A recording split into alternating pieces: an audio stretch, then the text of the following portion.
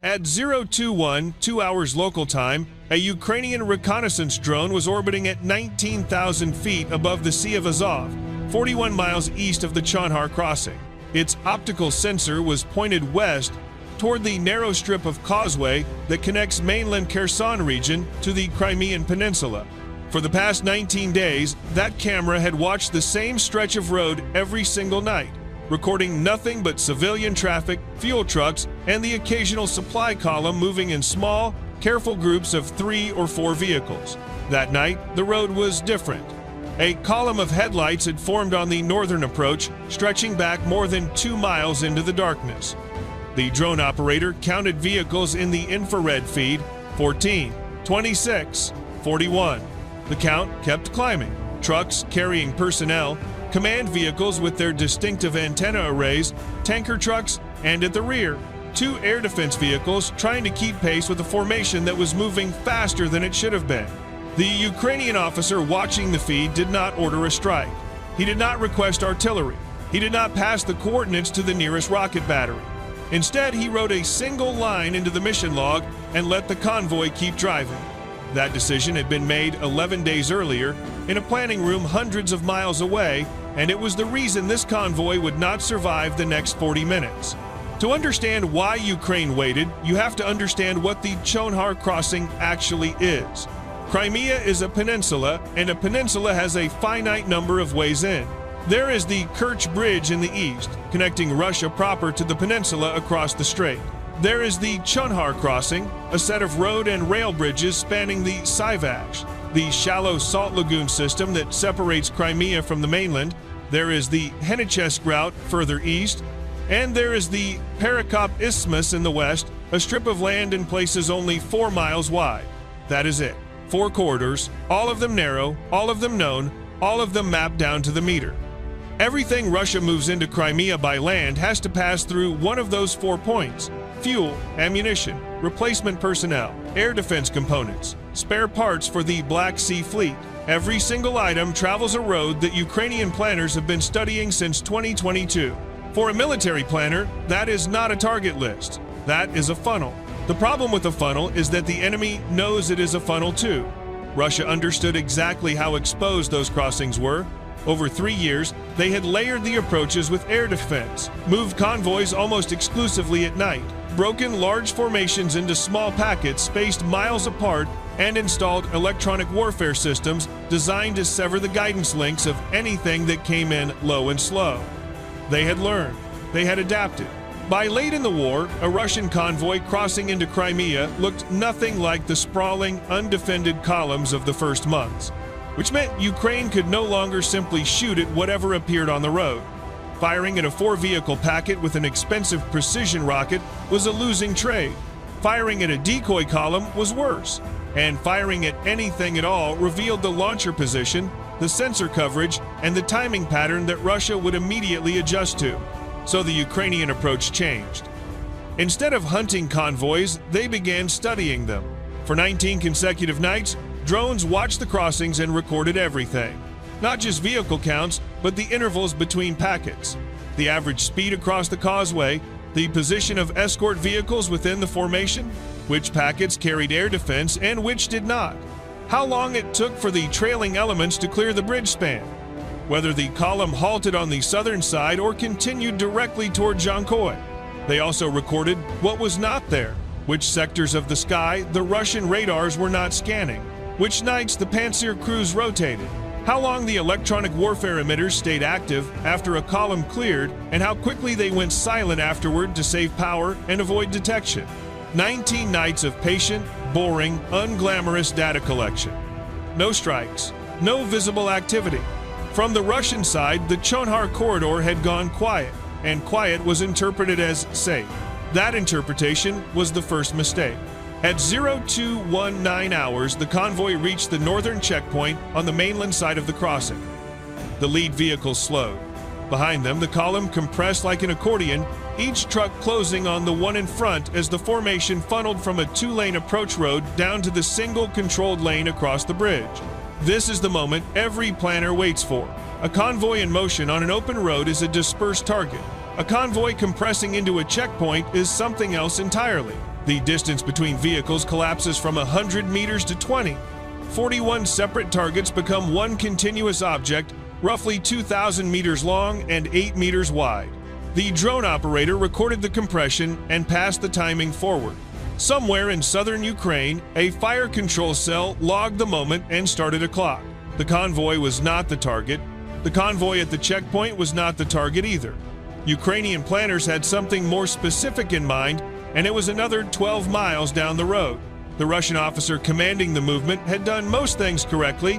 He had scheduled the crossing for the darkest part of the night. He had assigned 2 air defense vehicles, one at the front of the column and one at the rear. He had ordered radio discipline. He had instructed drivers to maintain speed across the span and not to stop under any circumstances. What he could not control was the geometry. The bridge was a fixed structure. The checkpoint was a fixed structure. The road south toward Convoy was a fixed structure. His convoy could move fast or slow, but it could not move sideways. For the next 40 minutes, everything about its position was predictable to within a few hundred meters. At 0224, the lead vehicles began crossing the span. The infrared feed showed a bright ribbon of engine heat sliding across the black surface of the Sivash Lagoon. Salt flats on either side, no cover, no alternate routes, water and mud flats stretching for miles in both directions. If Ukraine had wanted to strike the bridge itself, this was the moment, and Russia knew it.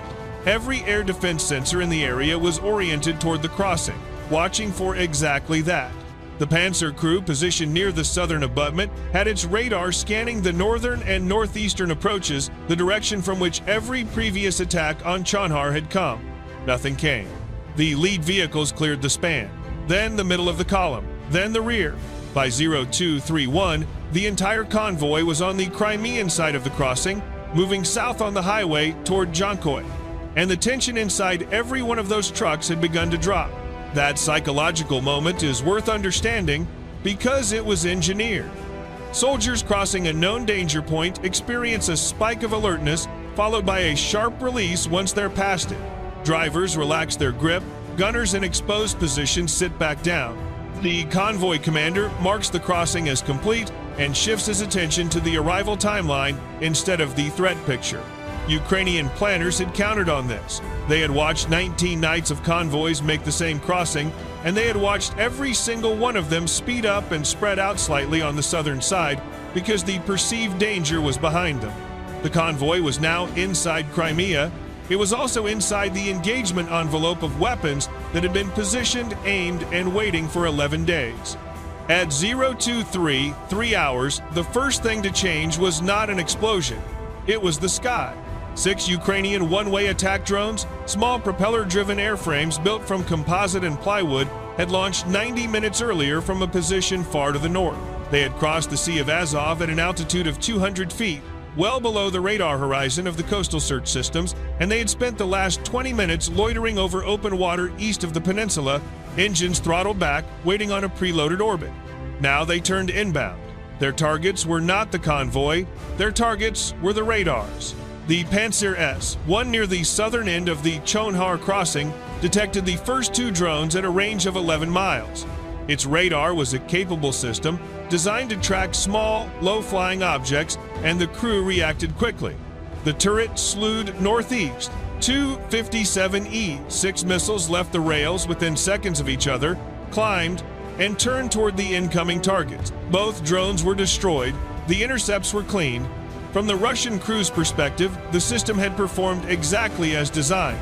But the moment those missiles launched, the Panzer had announced 3 things: its position, its orientation, and the fact that it was actively engaging. Every second the fire control radar stayed illuminated was another second of signal being recorded by Ukrainian electronic intelligence assets that had been listening on that band for weeks. The second pair of drones arrived 40 seconds later from a different bearing. The Panzer crew slewed again, acquired, and fired. 2 more intercepts, 2 more kills, 2 more expensive missiles expended against airframes that cost a fraction of what it took to shoot them down. That trade is not an accident, it is the entire point. A Panzer S-1 carries 12 missiles. Reloading takes time and requires a resupply vehicle to come forward, which means the system is either firing or vulnerable, but rarely both at once. Every drone that forces a launch drains the magazine of a system that is supposed to protect a much larger area. The last two drones came in low and separated, one tracking toward the Pantsir position and one continuing south past the air defense site entirely toward the highway. The Pantsir crew made a decision. They engaged the closer threat. The missile launched, climbed, and destroyed the drone at a range of 4 miles. The sixth drone kept flying. It was not carrying a large warhead. It was carrying a camera and a data link, and it was flying directly over the convoy's route at 800 feet, transmitting a live feed of 41 vehicles strung out along the highway south of Chonhar.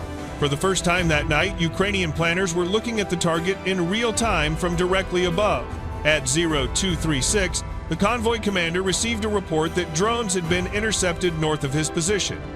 He ordered increased spacing and instructed the column to continue its speed toward Convoy. He did not order a halt. Halting on an open highway inside Crimea was, by every doctrine he had been taught, worse than continuing. He was right. It was worse, but so was continuing, and he had no way of knowing that both options had been accounted for.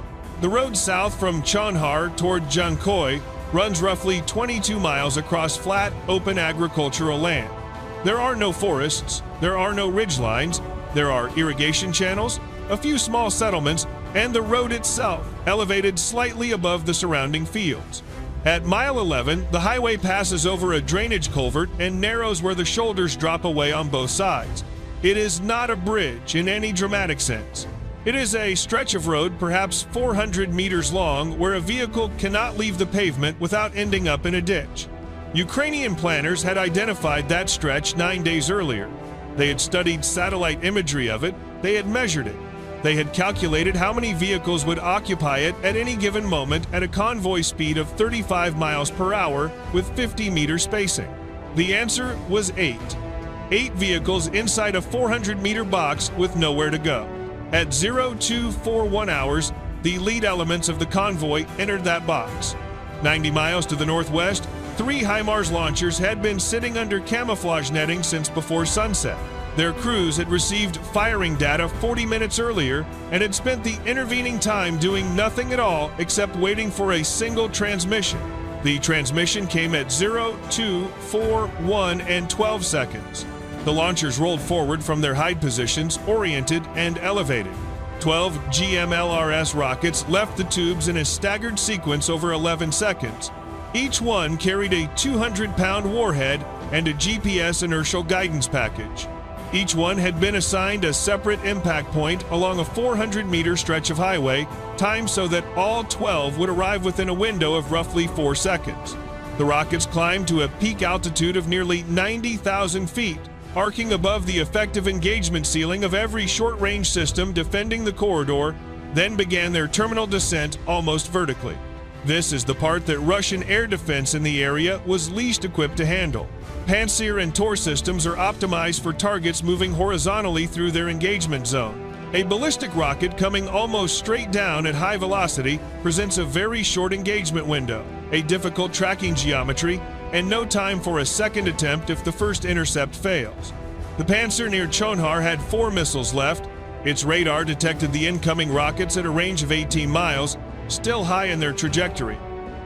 The crew had approximately 38 seconds. They fired all 4. 2 intercepts succeeded. The other 2 missiles missed, passing beneath their targets in the final seconds as the rockets accelerated through the descent. 10 GMLRS rounds continued toward the highway. The convoy commander, riding in a command vehicle near the middle of the column, received the air defense warning at 0242 and 51 seconds. He had time to key his radio and issue one order: disperse. There was nowhere to disperse to. The first rocket struck the pavement 40 meters ahead of the lead vehicle. The warhead detonated above ground level, and the fragmentation pattern swept across the road surface in a wide, flat arc. The lead truck's engine block was penetrated in multiple places. The vehicle slewed left, struck the shoulder, and rolled into the drainage ditch. The second and third rockets impacted almost simultaneously, 140 meters back, in the middle of the compressed section. 2 personnel carriers were caught between them. The fourth struck a fuel tanker. That last impact changed the character of the entire engagement. The tanker did not simply burn, it ruptured, and several thousand liters of diesel spread across the elevated roadway and down both shoulders before ignition. Within 8 seconds, a 200-meter section of highway was covered in burning fuel. The remaining 6 rockets arrived in the following 2 seconds, walking north along the column, striking the vehicles that had been following behind and were now breaking hard into a wall of fire they could not see through. From the drone feed at 800 feet, the sequence looked almost geometric. A line of heat sources on a dark road, then a series of white flashes distributed evenly along that line, then a spreading orange mass consuming the center of the formation while the vehicles at both ends scattered. But scattering was the problem. The trailing vehicles could not reverse quickly on a narrow, elevated road in darkness. The vehicles ahead of the strike zone accelerated south, away from the fire, breaking formation entirely. Within 90 seconds, what had been a single organized convoy became 3 separate groups. A burning center, a fragmented tail backing up toward Chonhar, and a scattered lead element running south toward Jankoy with no command element and no air defense escort. That fragmentation was not a side effect, it was the objective, because the second wave had not launched yet. At 0246 hours, 4 minutes after the first impacts, a second flight of loitering munitions crossed the coastline from the east. These were not the cheap plywood decoys that had drained the Panzer magazine. These were smaller, slower airframes with electro-optical seekers and the ability to circle a target area for extended periods while an operator selected specific impact points. They arrived over a battlefield that was, from a targeting perspective, ideal. The burning fuel provided illumination. The scattered vehicles had abandoned their spacing discipline. The air defense escort at the front of the column had accelerated south with the lead element and was now 11 miles from the vehicles it was supposed to protect. The rear air defense vehicle had reversed toward Chonhar and was pointing its sensors north, still expecting the threat to come from the direction of the mainland. The threat was already overhead. The first loitering munition selected a command vehicle that had stopped on the shoulder 200 meters south of the burning section. The vehicle was identifiable by its antenna array, which was fully extended, meaning it was actively transmitting. It had been transmitting for approximately 4 minutes, calling for support, reporting casualties, and requesting instructions. Every one of those transmissions had been a beacon. The munition descended in a shallow dive and struck the vehicle just behind the cab. The communications equipment, the crew, and the ability of anyone in that convoy to coordinate a coherent response all ended in the same instant. The second munition targeted the rear air defense vehicle. This was the harder shot. The vehicle was moving, its sensors were active, and its gun system was theoretically capable of engaging a slow-moving drone at close range. But its radar was oriented north, and the munition approached from the southeast, descending out of a sector the crew had no reason to be watching. It struck the turret. The vehicle stopped, burning. With that, the convoy's remaining organized air defense in the immediate strike area was gone. The next several minutes were not a battle. They were a methodical process. 4 remaining loitering munitions worked through the target set in order of value. A fuel truck that had halted intact on the northern edge of the strike zone. A second command vehicle attempting to move off-road into a field where it bogged down in soft ground within 40 meters. A truck carrying what the sensor operators assessed as ammunition based on its position in the march order and the secondary detonations that followed the impact. And finally, a recovery vehicle that had come forward from the tail of the column in an attempt to drag a disabled truck clear of the fire. That last strike was the one that ended any possibility of recovering the convoy. Without a recovery vehicle, the disabled trucks blocking the elevated roadway could not be moved. The road remained closed. The vehicles that had scattered south could not return. The vehicles backed up to the north could not pass. By 0301 hours, the highway between Chonhar and Jankoy was severed. Russia's response, when it came, was competent and almost entirely irrelevant. At 0304, an electronic warfare system near Jankoy began transmitting across the frequency bands commonly used for drone control and video downlink. The jamming was strong and well-directed. Within seconds, the video feeds from the remaining Ukrainian loitering munitions degraded and then dropped entirely. From the Russian perspective, this looked like a win. The drones had gone blind. The operators had lost their picture. But the munitions had already expended themselves. There were no remaining airframes for the jamming to affect. The electronic warfare system was, at that moment, jamming an empty sky. At 0307, a Su-30 fighter that had been on quick reaction alert at Saki Air Base was scrambled and vectored northeast. It arrived over the strike area at 0316.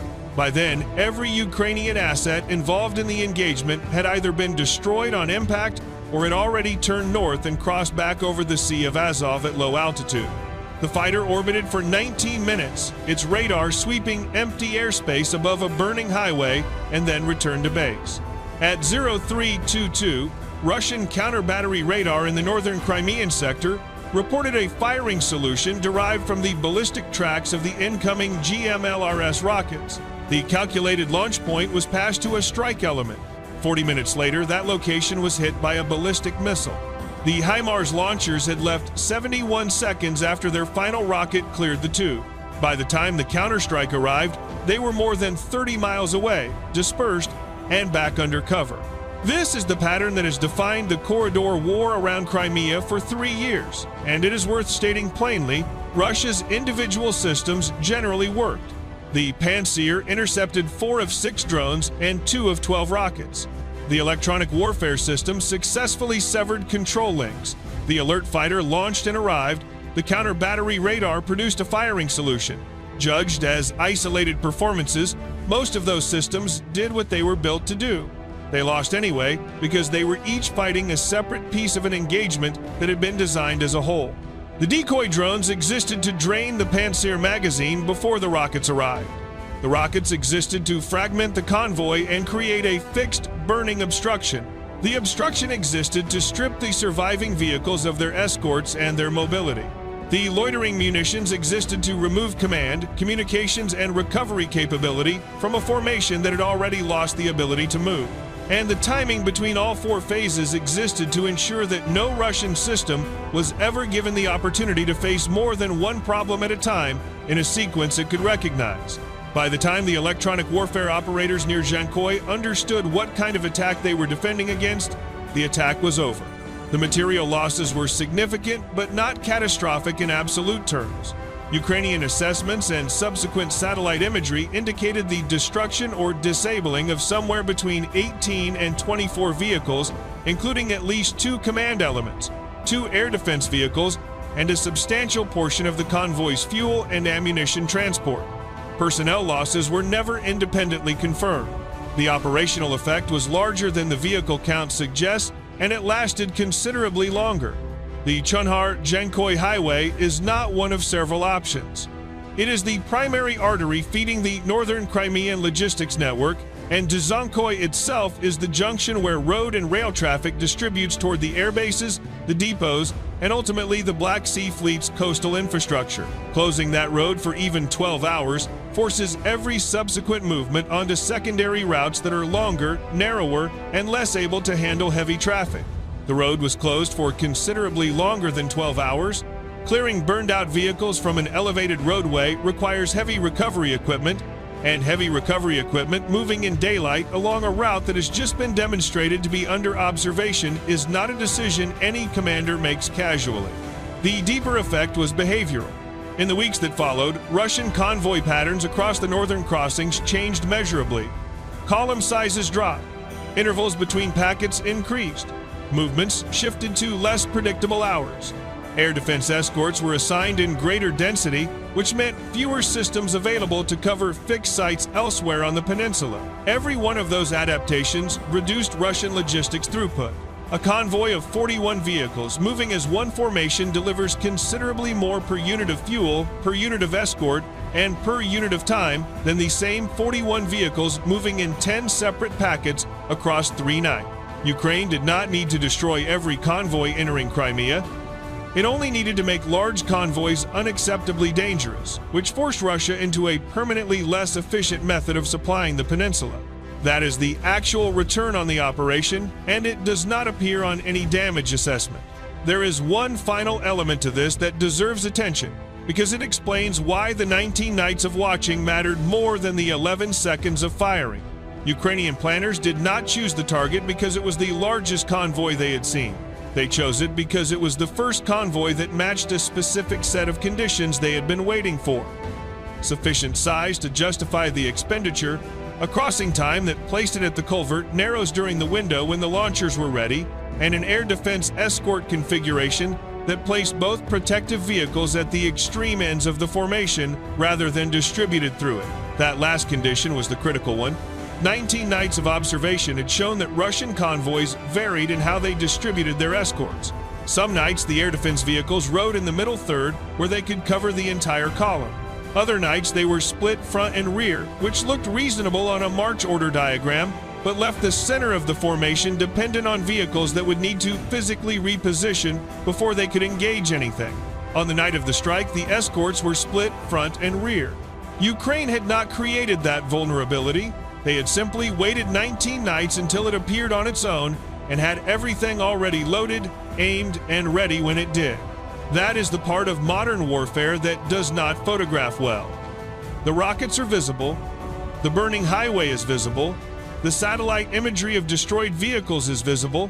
What is not visible is the 3 weeks of drone operators recording vehicle intervals in a spreadsheet, the analyst measuring a 400-meter stretch of road on satellite imagery, and the fire control officer who watched 41 Russian vehicles cross a bridge he could have struck at any moment and chose to let them keep driving. Because a convoy destroyed on the bridge blocks the bridge, and a bridge can be repaired or bypassed within days.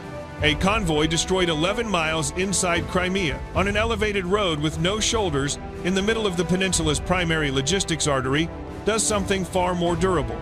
It removes the cargo, it removes the vehicles, it removes the command structure. At 021, 2 hours local time, a Ukrainian reconnaissance drone was orbiting at 19,000 feet above the Sea of Azov, 41 miles east of the Chonhar crossing. Its optical sensor was pointed west toward the narrow strip of causeway that connects mainland Kherson region to the Crimean Peninsula. For the past 19 days, that camera had watched the same stretch of road every single night, recording nothing but civilian traffic, fuel trucks, and the occasional supply column moving in small, careful groups of 3 or 4 vehicles. That night, the road was different. A column of headlights had formed on the northern approach, stretching back more than 2 miles into the darkness. The drone operator counted vehicles in the infrared feed: 14, 26, 41. The count kept climbing. Trucks carrying personnel,